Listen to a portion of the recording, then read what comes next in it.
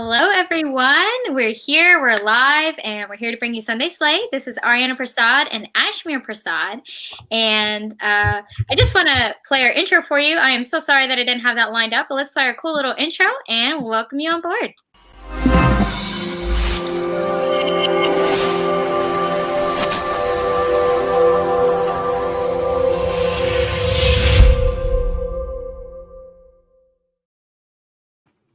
And we're back again. Thank you so much for joining us for Sunday Slate for the first time.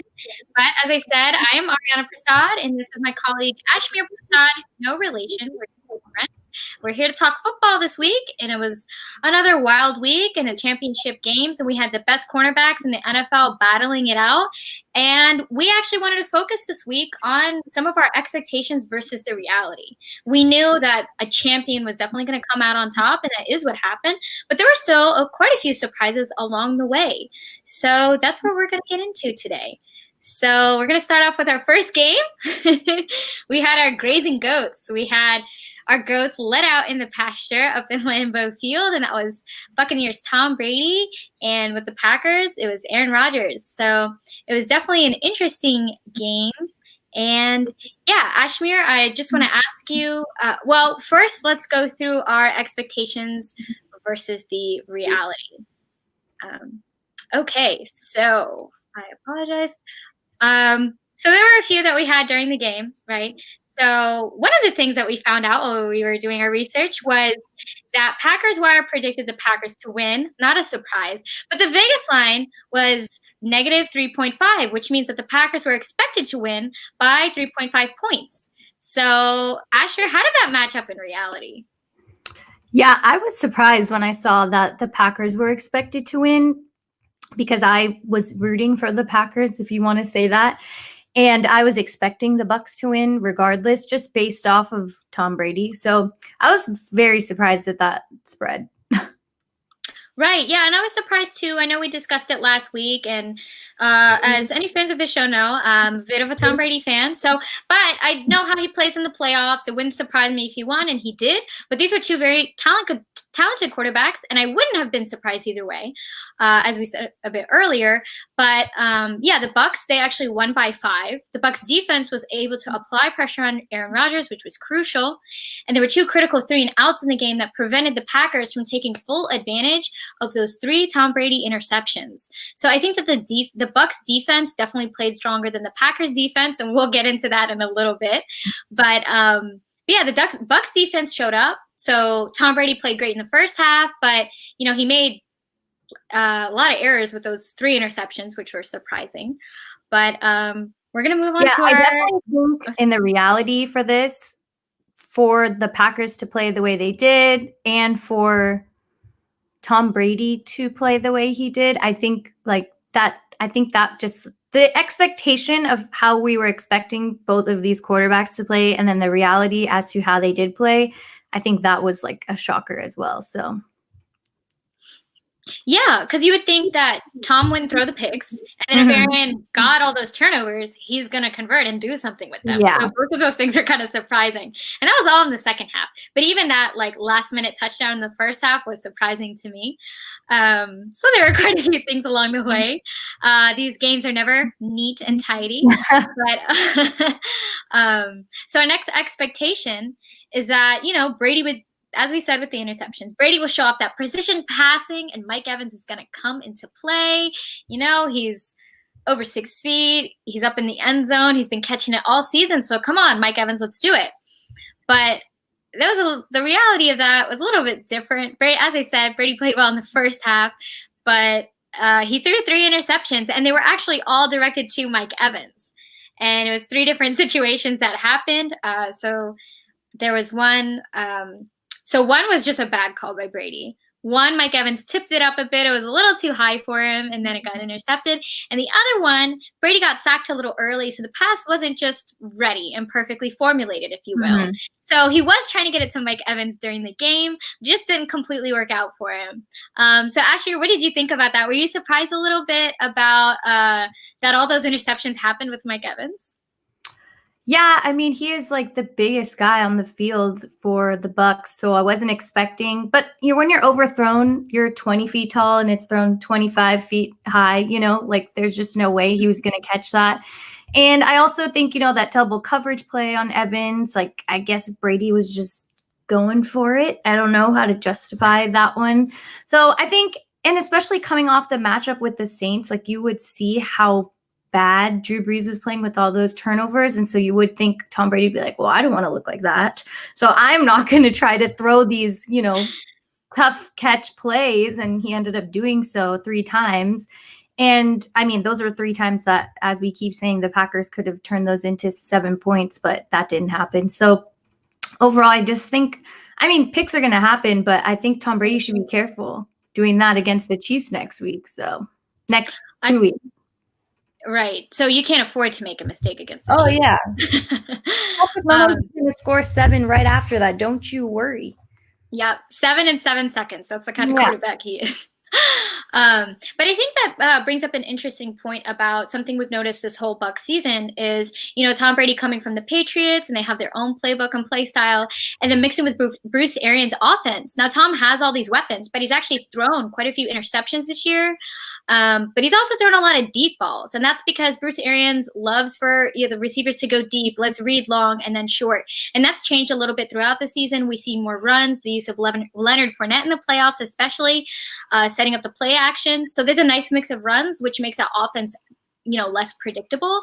But that first interception to Mike Evans was indicative of that issue. It was trying to force it to your tall guy. So I'm hoping if the Bucs want to win that they don't keep trying to force the long pass, because that's actually really been hurting them.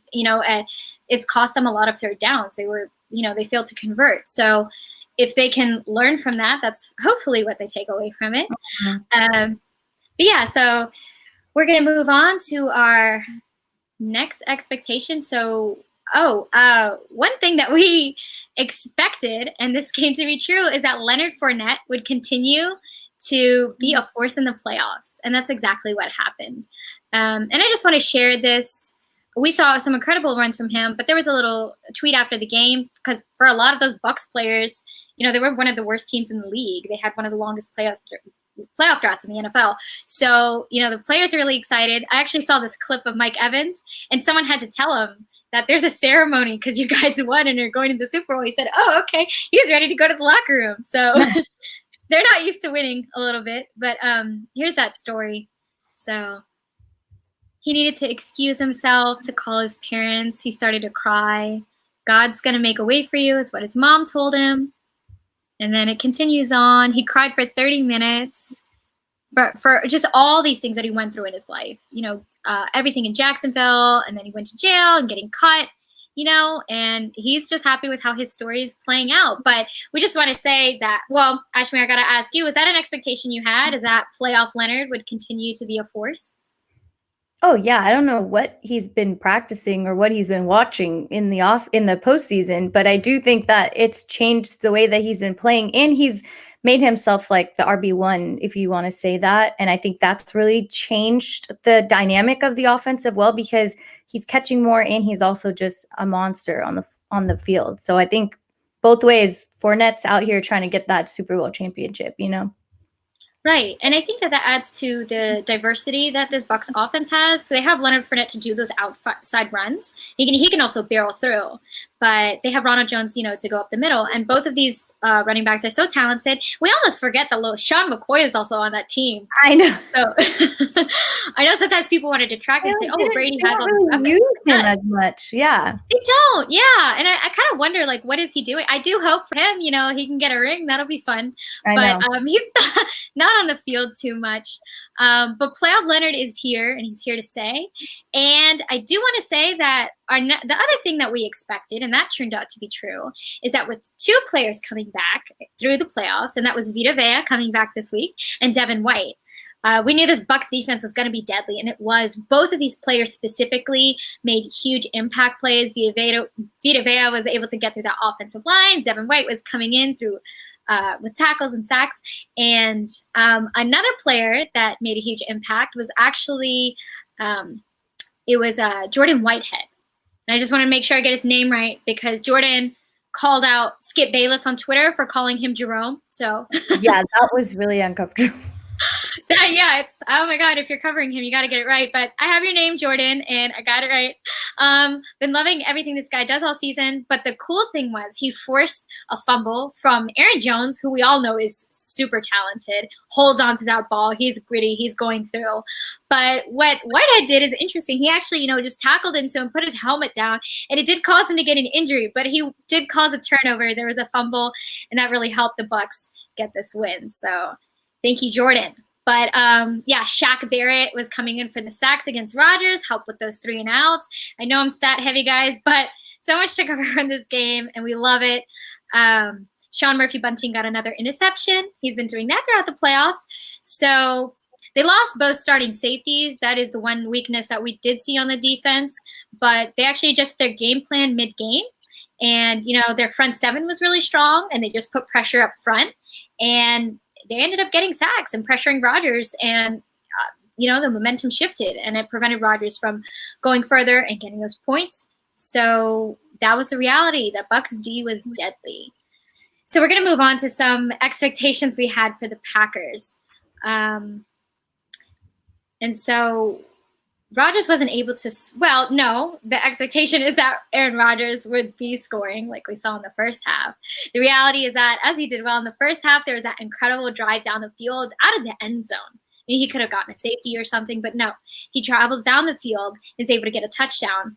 But I guess the reality in the second half is that despite getting those 3 interceptions, he wasn't able to execute in critical moments. So, Ashmere, I want to ask you a little bit about that. What do you think happened to Aaron Rodgers in this game, and why wasn't he able to execute? I think it's about running the clock, right? I think it's time management. And so in the interviews, which I'm sure everybody watched, Aaron Rodgers and Matt LaFleur, Matt LaFleur said, I shouldn't call him by his first name, I don't know him. LaFleur said that he, was just assuming they'd have more time on the clock. And so, I mean, at this point, we should understand that field goals don't win games, especially against Tom Brady, and later we'll mention, but I'm going to say it now, Patrick Mahomes. So I don't understand why you're going for a field goal on 4th down when you should just be going into the end zone. And I'm pretty sure your entire Twitter timeline, as mine was filled with people saying, why aren't they going for this?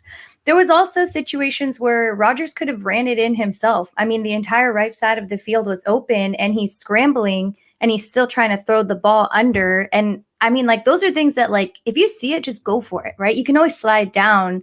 And I think those were the 2 times where I was just like, okay, what's going on with the Packers, playmaking right now? Why are they not being, brisket for the biscuit, as they say on NFL Live? Why are they not going for these crazy plays? I feel like the Bucs are changing their play calling every week, every game. They're not making anything seem as if it has been done already, and that's why they're so successful.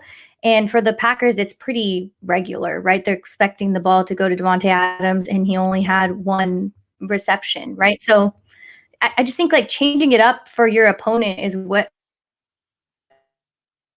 successful team, and that was just not the case this week.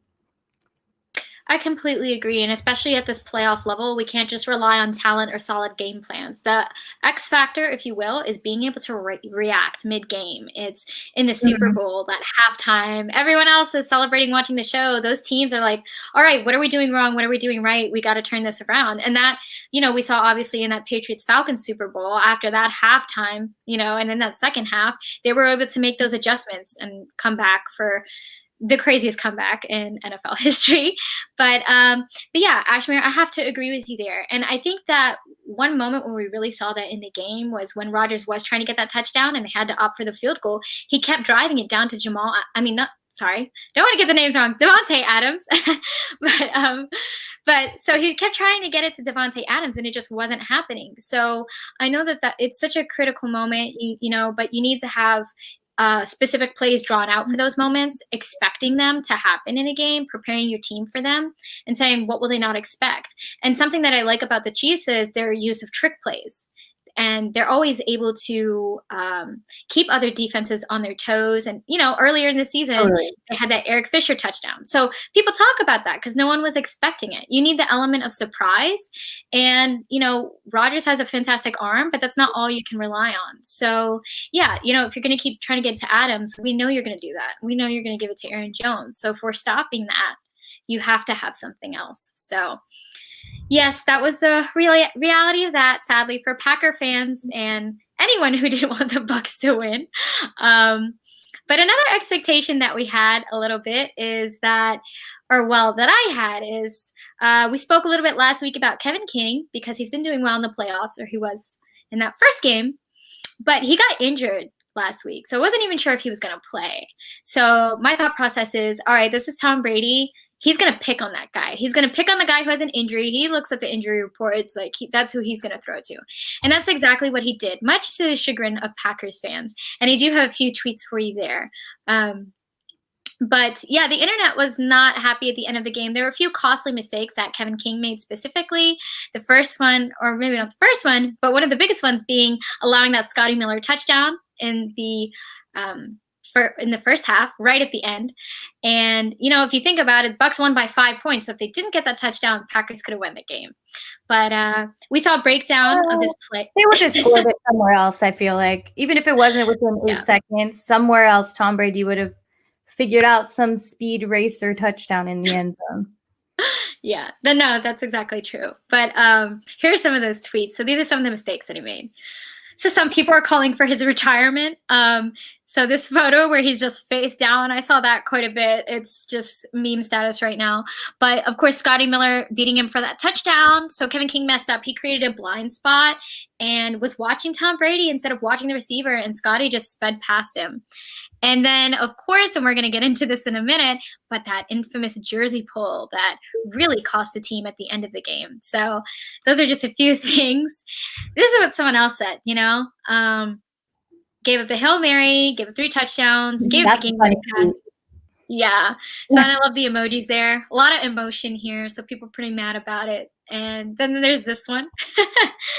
So I thought this was funny because Scotty just owned him, But yeah, so those are just some of the things. So Kevin King, we knew Tom was going to pick on you. I was a little surprised that you were, a big part of the reason that the Packers lost, but I was expecting you to get picked on a little bit, unfortunately. So that was one of the things that happened. And we did talk about this a little bit, Ashmere, but one thing I think a lot of fans expected was that the Packs were going to go for it on that 4th and 9. So can you tell us a little bit about the reality of that decision and why Matt LaFleur made that call? I don't know why he did it. I still don't know why. I think he probably sleeps at night and replays that highlight when he goes to bed because he's just imagining how close they are to the end zone, even though Aaron Rodgers wasn't doing that well in the red zone. Like, what were they doing? I don't know. I think it was just a poor play calling decision. I think you have to go for it. And I think you have Aaron Rodgers, this man who is running for the MVP candidate of the season, to throw the ball down the field. I just think there was so much more that could have happened and they didn't play off of that. So. Right. And so the reasoning there is just that, they had the 2-minute warning and 3 timeouts. So they thought if they could get a stop, that they could get the ball back. And the thing is, if they got the field goal and the touchdown, they wouldn't have to go for 2. If they did get the touchdown in that moment, instead of the field goal, they could have gone for 2 and tied it. But if they didn't, they would still need another score anyway.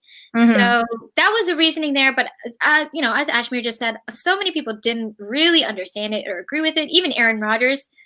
He was I don't know why he called that. And a lot of people are talking about him leaving now. So I feel like this game had a lot more controversial plays and moments, and there's just so much more that was expected, as we keep saying, from these 2 strong quarterbacks. And then the reality was just too much upset on the Packers end and not being able to convert off those turnovers from the Bucs end, Right.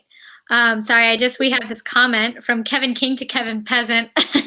I'm going to have to agree with you there. He called a lot of unwanted attention to himself. And then we have this 6 points off 3 interceptions. And that was not good for the Packers. But we appreciate you guys watching. So I'm going to go quick. We do want to talk, of course, about our next game and welcome on our special guest. But I did comb through Twitter, so I want to show you guys a few of the tweets that I found. So some of these are about Tom Brady and just the incredible playoff run that he's had. And just it's mind-boggling to think, everything that he's accomplished in the league. But here's some stats that put it into perspective. So he'll have as many starts in his 40s as Aaron Rodgers, Dan Marino, and Drew Brees have had in their combined careers. And that's crazy because all of these guys are Hall of Fame quarterbacks. But just in his 40s alone, that's how many starts. So these are some Brady myths debunked, and that's a Boston Globe article that goes into that. But, hey, he played past 40, got the deep ball. But here are some funny ones. This is from our friend Priya Desai. So I'm going to watch Tom Brady until I die, aren't I? Unfortunately, probably at this point, it looks like he's just going to play till he's 70. And then a little bit about how Bill Belichick is feeling. So that's Bill with his dog Nike, and they're drafting. Bill was hilarious on Zoom this past year and just had his dog draft for him on camera. But at least we have each other. And then Bill watching everyone realize Tom was a system, if we remember those conversations. But I found this photo, and I just thought it was hilarious. Just the food and everything in it. And I have no idea who made this, but the sands of time. The sands of time. It's so dramatic. Our lives. And there's little numbers in the background. So beautiful photo. We love it. But yeah, but we do want to talk about our next game. And I don't know. I feel like the Mafia was lost in the kingdom a little bit here. So Bills Mafia, the Buffalo Bills, went on to play in the Chiefs Kingdom, and they lost. It was 24-38. And we have a lot of expectations and realities that were challenged a little bit in this game. So the first one being that, and Ashmere brought this up, we thought Josh Allen was going to run. And as we saw during the game, as we saw very painfully during the game, there were so many sacks, a lot of quarterback contains. So I think it's interesting because Josh Allen and Patrick Mahomes are so similar in tracking styles that as a team, you'd think the defenses may look at their own quarterback and say, okay, well, how do we stop our quarterback? That's what we got to do to Mahomes. And I think the Chiefs defense did a great job of that. So they're like, how would we stop Mahomes? We're going to do the quarterback contain. Let's do that to Allen. And they completely just eliminated that aspect from the game. And so I want to play a video. This is from the first quarter, but this is just one of the many sacks that they got on Josh Allen. Seeing the evolution. 2nd and 8. Standing in there. Snead is on him. It takes him back all the way near the 20. L'Jarius Sneed, the rookie from Louisiana Tech, stepping up for the 2nd straight week. Well, he does a great job pressuring off the side. You see 38, they're late getting out to him, Williams. And right there, he should have thrown the ball away. Poor Josh. Poor Josh. That defense came to eat him up, and they ate. They definitely did. And so we were talking about this because according to PFF, in the regular season, Kansas City had the 22nd ranked pass rush defense, and with Chris Jones and Frank Clark, who've been forces all season. But the Bills were actually ranked 6th. So Ashmere, what did you think about this? I think the Bills did the best that they could. No, I mean, yes, but I also just think Patrick Mahomes is elite, superstar, can't figure out what he's going to do next. I think it was insane how he was getting tackled and threw that pass to Travis Kelce, and he was on the ground and Kelce had the ball 10 yards out. So that guy's remarkable. You can't expect anything from him because he's doing something crazy all the time. And he was not even 100%, even though I think he played 100% perfectly fine in this game. But the whole Bills defense really tried to do what they could and come for Patrick Mahomes, which they did all right with. But I think it's just exhausting to figure out which way he's going to go next for a team that hasn't been, in the postseason in so long. And this is like a starstruck moment, things like that. I think it just kind of all factors in when you look at what Patrick Mahomes is able to do. Yes, no, definitely. And, we do think the Bills will continue to be a force in the AFC. And it was incredible that they got to this point. But, you're going against the last year's Super Bowl champs. So, Patrick Mahomes has been here and he's come out with the win. So in the playoffs, experience is a huge factor. As we saw in the first few weeks, there were all kinds of receivers dropping passes and everything. So, of course, people sometimes don't make those clinching plays. And we saw it a little bit with Josh Allen. So he just wasn't able to escape those sacks. And those are so costly. I mean, you're talking about, you could be getting out of field goal range. If you go for it on fourth down, you're giving that other team such great positioning. Even when you punt it, you're punting further back. So you're kind of giving points away by allowing those sacks. And I think that, that's something that Josh Allen is going to have to work on in the offseason, because everyone's going to see this film. They're going to see exactly what the Chiefs did. So you got to be prepared and adapt. And we're sure he'll do that. He has McDermott, who is a fantastic coach and potentially MVP coach candidate. Or not MVP coach of the year. Sorry. But so the other thing that we expected from this game, which was half true, is that this was going to be a shootout. It's Josh Allen and Patrick Mahomes, the future of the AFC, the young QBs. But, Mahomes lived up to that. Allen didn't as much, as we just saw in that last clip. So, yeah, this is what happened with the game. Oh, and I have the time of possession, which is going to show you a little bit how lopsided this was. So this was during the game. So, as any football fan knows, winning time of possession is so important in a game with game management. You're preventing the other team from scoring. So, that was just a huge factor. But to me, it was the yards. They were almost 100+ yards over the Bills, and that was because of what Josh Allen wasn't able to do, which was run. I don't know why he wasn't running. Right. And get the ball out. I think those were the two things that they, I think this was like a very tough game, but I think if they were to go touchdown for touchdown like we were expecting, that would have resulted in a higher scoring game 1, and then 2, just probably a different outcome. I think it would have given the Bills a little more energy to try to stop the Chiefs offense. I mean, nobody wants to root for the winning team every time. So that's why the Bills Mafia had such, we were all rooting for them, in their own way, like the underdog story. But I think at the end, we knew what was truly going to happen, which was that Patrick Mahomes was not going to go to the Super Bowl. My double negative there. Yeah, no, I mean, the odds are definitely in his favor. As we said, 7 seconds, he can get you 7 points. That's just the kind of person that he is. And he has the experience. So he had a lot of advantages definitely coming into this game. And I think one thing that the Chiefs had that the Bills didn't was, if you take away Josh Allen and you don't have that run dimension in your game, I mean, the Bills didn't run much this season. They just, they don't have a run game. So the Chiefs have that. Not saying they're, oh my God, best in NFL, but they have Le'Veon Bell now, and Clyde Edwards-Helaire just came back. So they do have a few running backs on the depth chart and everything. So, that was an element that the Chiefs had, which is going to take them through the playoffs to the Super Bowl. So we have 2 strong teams coming in. And as we have these teams coming in, we also have people to represent them coming in to join us this week. So I want to introduce both of our guests. I'm going to add them to our stream. This is Jordan Edwards, and he is a Chiefs fan from Kansas City. And this is Zach Goodall. We've had him on the show before, and he covers the Bucs. So I know we're all moved around a little bit, but hi, guys. How are you doing? Good. How are you guys doing? We're good.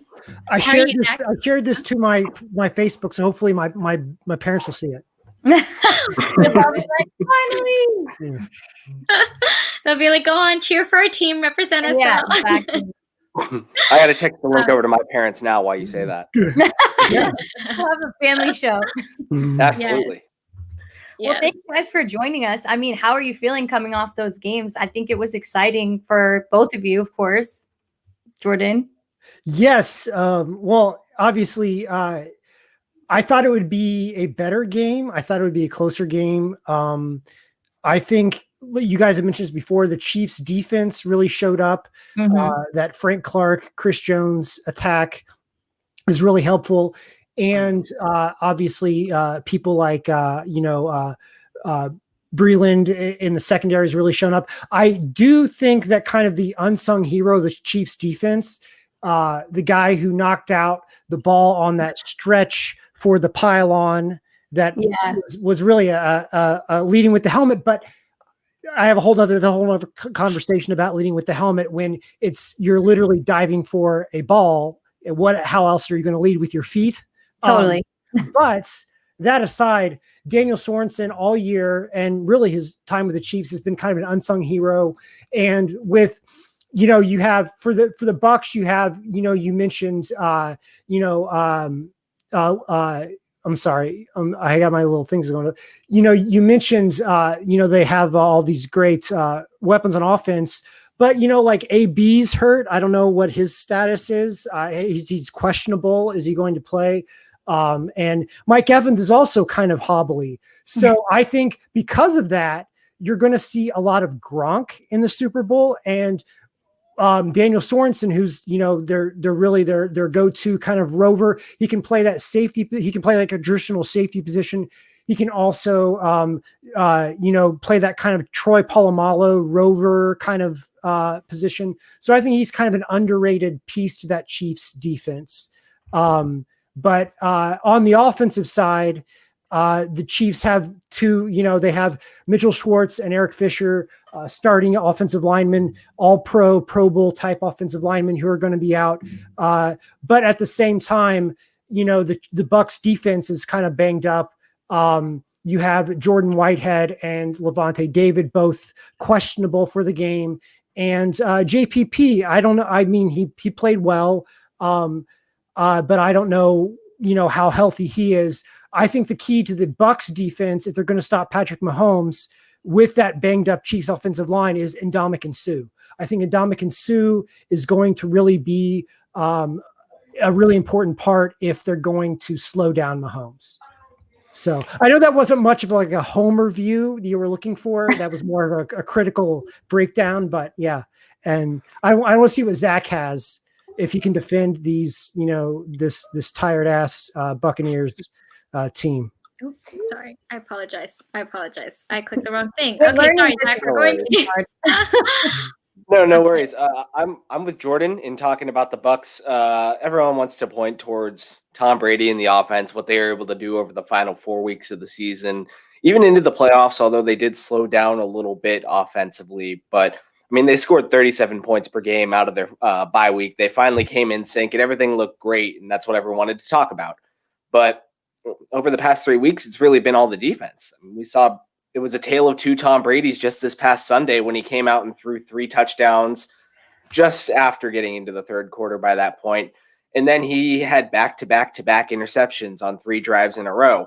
It really came down to the Bucs defense being able to make crucial stops on Aaron Rodgers when they needed to. And it wasn't perfect. They performed a lot better against Rodgers the last time they had played him in week 6. But at this point, Tampa was, especially, you guys mentioned Jordan Whitehead. He made a huge difference in finding ways to slow that offense down, creating 2 fumbles. One of them they were able to recover for that 3rd passing touchdown of the day. And just the energy that the defense was able to feed off of the pass rush. JPP, Shaquille Barrett's another one. Those 2 combined for 5 sacks. They were able to rattle Aaron Rodgers when it mattered. And although Tom Brady set up the win, he almost kind of threw it away, and it came down to the Buccaneers defense really sealing it at that point. I think that you guys talked about playoff Leonard Fournette. Playoff Leonard Fournette has to show up. If they can't establish a running game, it's over. Like, Brady cannot scramble. He cannot handle pressure. If they do anything, the Chiefs defensive line and the Chiefs linebackers, if they do anything like they did against Josh Allen, Brady's toast.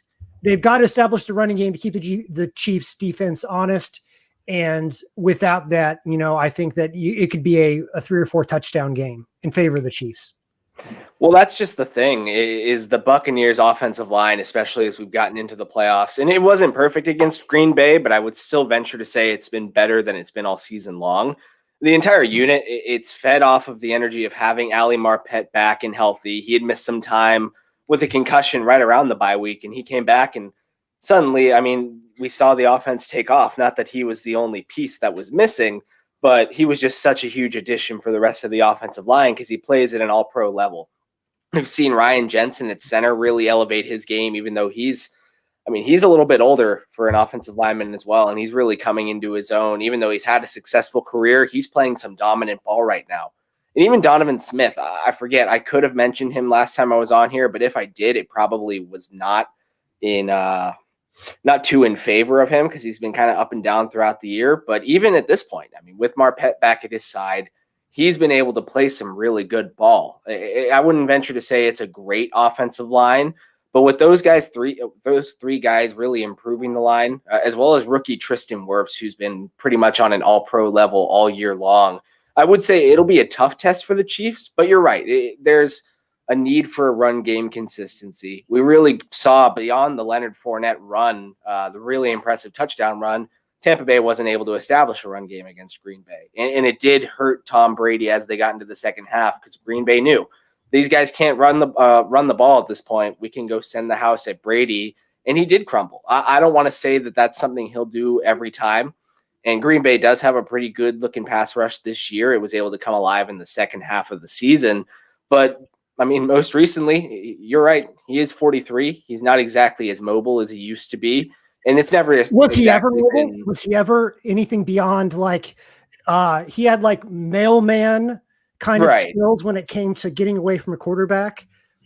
So I don't, I wouldn't say that he's exactly mobile, as in he's not the new era quarterback, but I'd say throughout his career he did move well enough at least to evade pressure, which he is just, even at this point, he's still playing really great ball, but he's naturally just slowed down with age. If you're the Chiefs, Zach, do you blitz right out of the gate? Do you like make Brady do his thing and choose between that and, handing the ball off to Leonard Fournette? I mean, I could understand either approach. I say going with the Green Bay method because Green Bay wasn't exactly all that aggressive coming out of the gate. They were able to send four and create some pressure. Brady played well, but in crunch time when Green Bay needed to step up defensively, they were able to do that. They were able to force those turnovers because they had eliminated the run game at that point. They were able to start really focusing on Brady. And I'm more confident in Kansas City to be able to turn around and match points with Brady if he comes out and throws 3 touchdowns in the first half. If he does that, we all know Patrick Mahomes can come and do the exact same thing. So if they can kind of approach it maybe a bit conservative, sell out, stop the run early on, at that point, if that's effective, you can turn up the heat in the second half. Interesting stat that I found about Patrick Mahomes. My dad, if he's watching, every time he calls me, he brings up some like random Patrick Mahomes, the first person to do this, first person to that. An interesting stat that I found on Patrick Mahomes was that when the Chiefs start their possession within the 20-yard line on their own side of the field, that he has a 75% completion rate, which is freaking incredible. And so I would expect, I hope, like the Chiefs have come out 2 different ways this season. They, first of all, they came out at the beginning of the season. They were really dinking and dunking, a lot of jet sweeps, a lot of screen passes, small stuff like that. But I would really like to see them come out in the other way and just throw down the field. Some quick slants to Kelsey, who I think is kind of like a low key Super Bowl MVP candidate because his ability to get open, with Jordan Whitehead and Levante David both out there, I think that will really catapult him to what could be an MVP caliber, 15 catch type of performance. Okay, guys, I appreciate this. Spicy. You guys are having some type of wet feelings today. Wow. We were going to try to instigate the back and forth a little bit, and I kept asking, what kind of questions can I ask? Yeah, I love it. You guys are going for it. It was flowing. Yeah. No, I do just want to ask you guys a question. We wanted to have a little bit of fun with you guys with this one because we're Popdust and all. We do music and pop culture. I'm going to show you a tweet and then ask you a question about it. So you guys may have seen this, but this is what people are calling the Super Bowl between Yoda and Baby Yoda. And so I want to ask you guys, tell us which Yoda you're going with, and why. And feel free to use as many pop culture references as you want. If you want to go full Mandalorian here and pull out all the characters from the Star Wars universe, go for it. But Zach, I'm going to go with you first. Well, we're still some time away. I'm still a little bit going back and forth on what my prediction will be. So it's hard for me to pick one Yoda, the old or the baby Yoda at this point. But I'll tell you what, one way or another, this will act like every movie that we've seen where there's a passing of the torch. And I'm sure we could go on and find plenty of examples for that. But whether this is the last game that Tom Brady ever plays, I personally don't think it will be. But one way or another, I mean, this is the matchup I think pretty much everyone could have ever wanted. The greatest quarterback of all time, arguably, against the guy that looks like he's going to end up being at least Brady's competition for the best quarterback of all time, certainly most talented. And with that being said, there's really no better Super Bowl for Tom Brady to go out on, right? To go against the guy that could end up eventually replacing him in the history books. Mm-hmm. It's exactly what everyone would want to see. I think by the best Super Bowl for Brady to go out on, I think you mean it's the best Super Bowl for him to lose and go out on.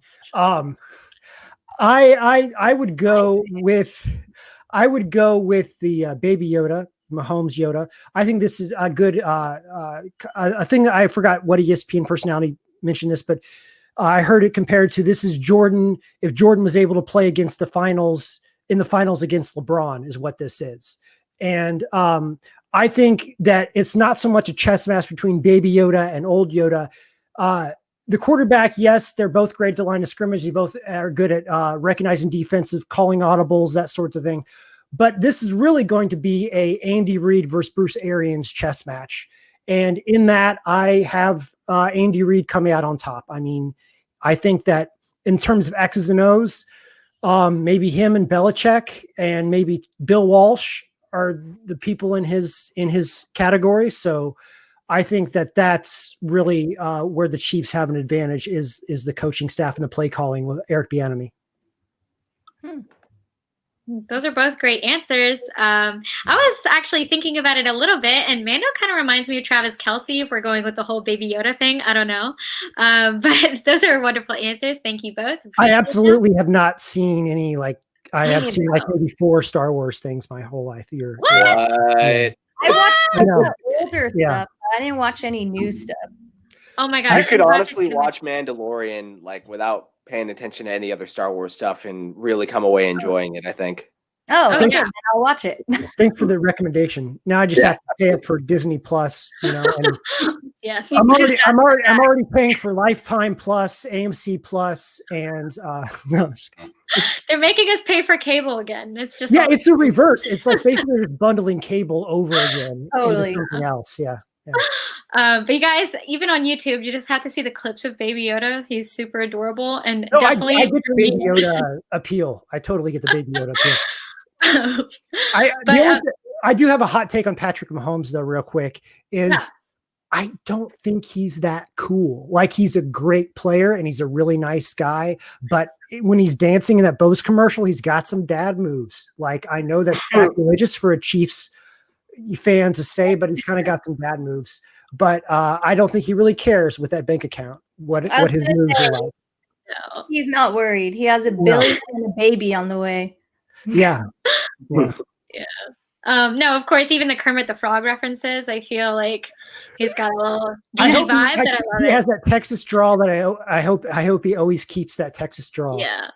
And I will say he's become a better actor in commercials. Him and Troy Polamalu, they've got a I like that. I would watch a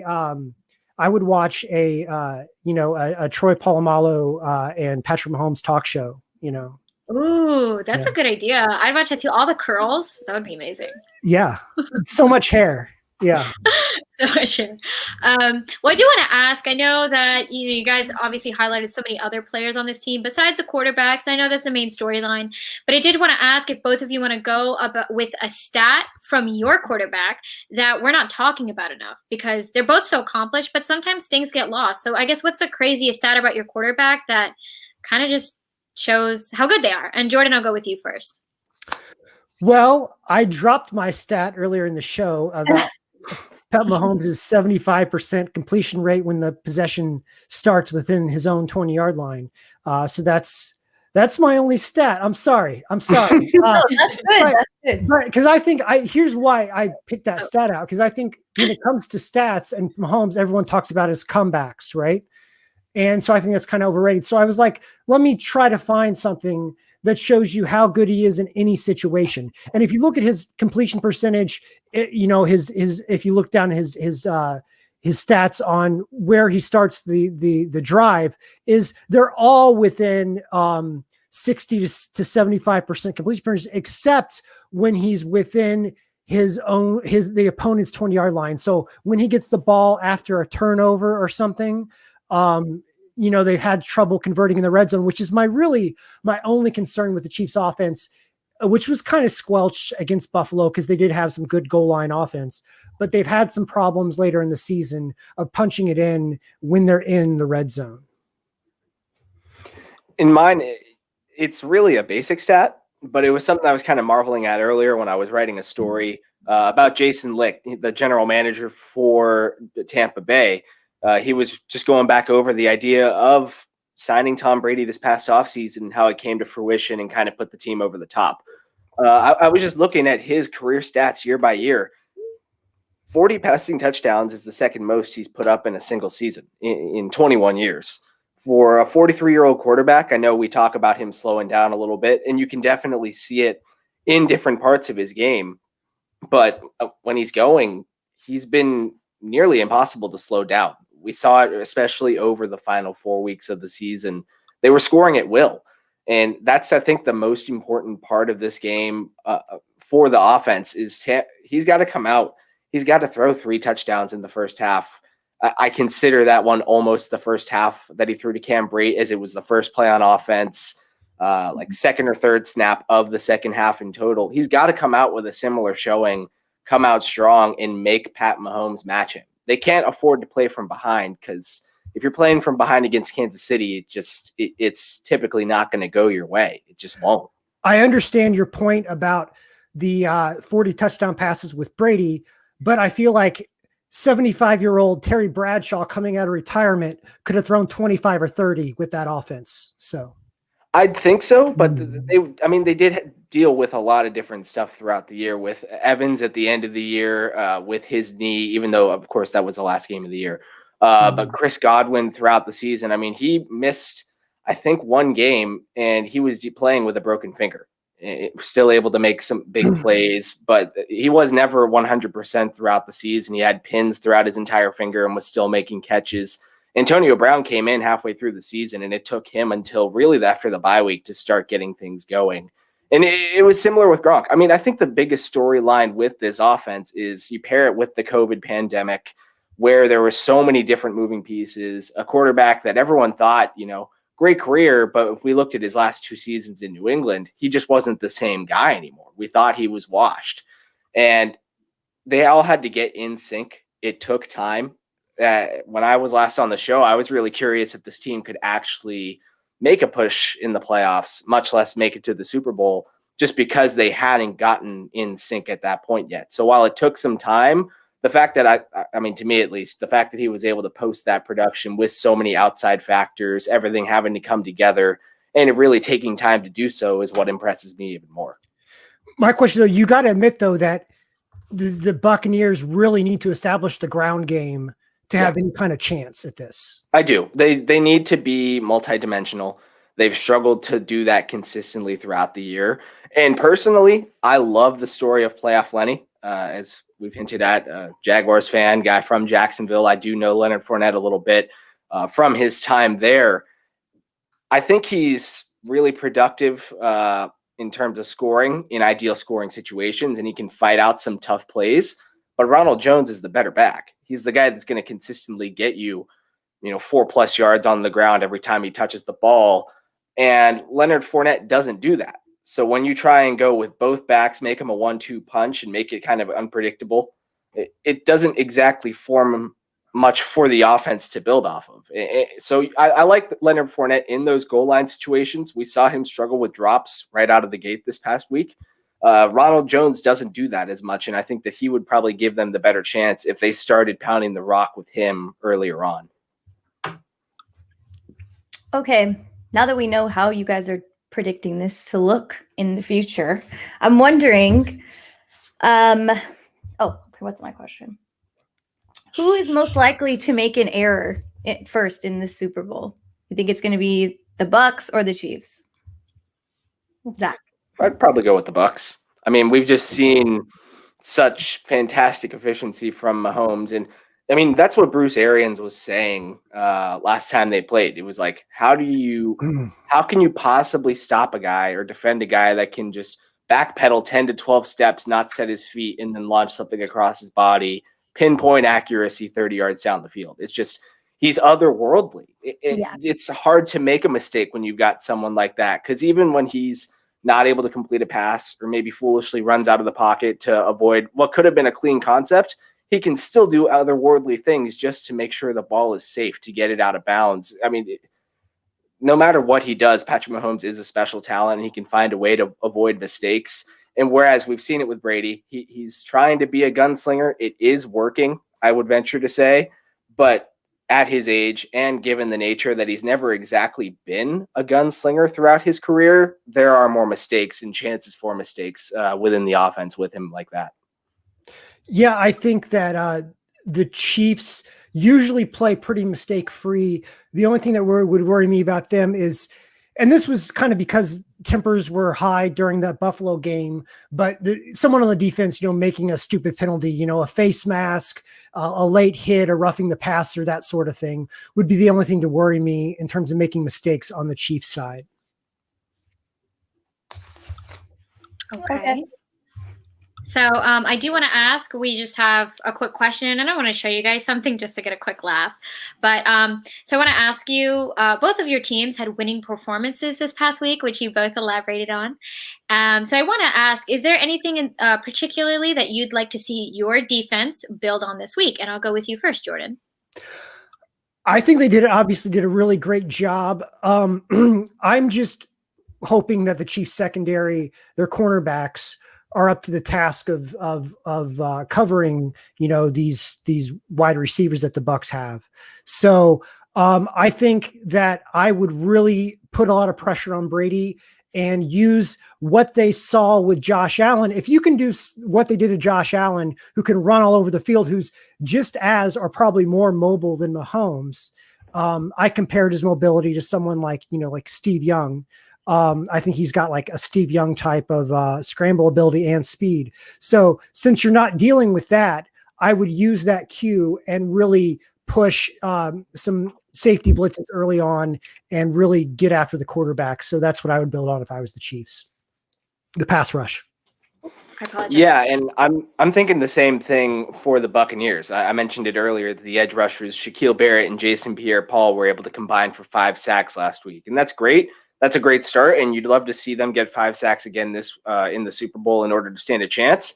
But they're going to need the same thing from the defensive line. Ndamukong Suh, like you mentioned, Vita Vea is another one as he continues to miraculously play this year. After suffering a fractured ankle against the Bears in Week 5, somehow he was able to be activated off the IR and return to play and look pretty solid. He didn't do anything too flashy, but he was able to contribute and create some pressure against Green Bay. You want to see more of that, whether it's from him or whether it's from Steve McClendon, Sue, William Golston, the guys that are up there in your front three.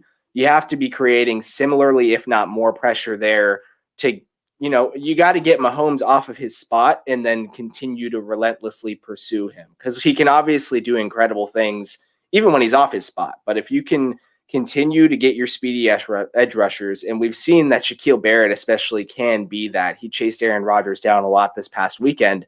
At that point, you can start to get a little more confidence in your defense. If you can truly fluster Mahomes, not just get him off the spot, but you have to rattle him, and you got to do it early, and you got to do it often. And that's going to be the biggest thing for the Buccaneers on defense in the Super Bowl. Yeah, if I was the Buccaneers defense, I would really be looking at sending, your boy Aryanna, your Louisiana native Devin White. Yeah, I think that he had 9 sacks during the year, and I would, use him as much as I could. I would make him kind of like, like Mahomes is always going to worry about where Devin White is. I would make him a priority of getting after Mahomes, even if he's not going to rush, using him as a decoy, whatever. I think he's going to be a really valuable asset to the Bucs in this game. Okay. Thank you both. I think you both brought up a great points and just pressuring those, Hall of Fame QBs as we talked about. But I want to show you a tweet real quick. I just think it's funny. So, just your quick thoughts or reaction about this. But this. So is Scotty Miller faster than Tyreek Hill? I don't know about that. He's speedy, but what do you guys have to say about that? Zach, I'll go with you first. I'll tell you what. I think Antoine Winfield will play, and I think there's an outside shot that Jordan Whitehead could as well. They're not going to rush and rule him out yet. They want to see how he progresses. But if they have any depth concerns in the secondary, throw Scotty Miller back there. See what he can do. See if he can back it up. See if he can run with Tyreek Hill. I'll believe it when I see it. If someone in really any football league can outrun Tyreek Hill. Personally, I like Adrian Killins, the running back that came out of UCF last year. And I know he was ridiculously fast. I think if there's one guy, and he's not even really able to stay in the NFL, but that's another story. He's like 5'6". But if there's one guy in football that could maybe come close to Tyreek Hill, I would bet on it being him. And even that, I'm just not that sure. I think that if Tyreek Hill gave Scotty Miller a 10-yard head start, he would beat him in the 100-yard dash. So that's what I think. I don't think anyone's coming for Cheetah. I'm just glad Cheetah took it easy on him. Yeah. Yeah. Well, good. I think good on Scotty Miller. He's getting some Twitter attention. I think you got to run with your brand. When your brand comes up, when your brand is next up, you got to push that. I don't know what sneaker contract he has, but I'd be doing those tweets all the time. Challenging everyone. Usain Bolt next. Yeah. Usain Bolt. Yeah, totally. I think he could say that, he could beat one of the Paul brothers in boxing. I think go after that. Why not? See what happens. Oh, the YouTube sensation. My mic muted. Sorry. Hi, sorry about that. It's too hip for me.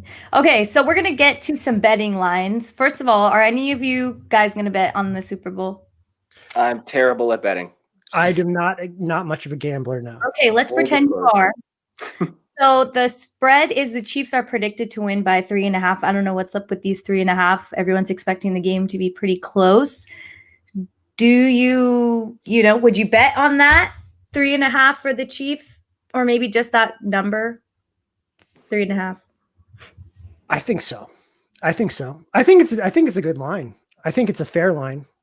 I think it's a fair one. I definitely think I could see Tampa Bay covering if this 22,000 fan attendance actually plays into their favor.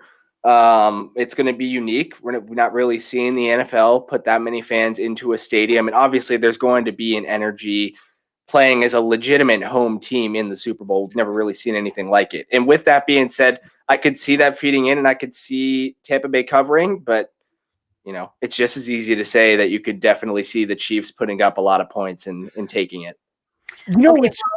My friend Steve believes that all these games are fixed and that the referees have an earpiece into bookies in Las Vegas, and that these lines are made by that. So I said the same thing during the Warriors championship game because there's always he says that there's always questionable calls at the end of the game that'll sway to get to that one extra point.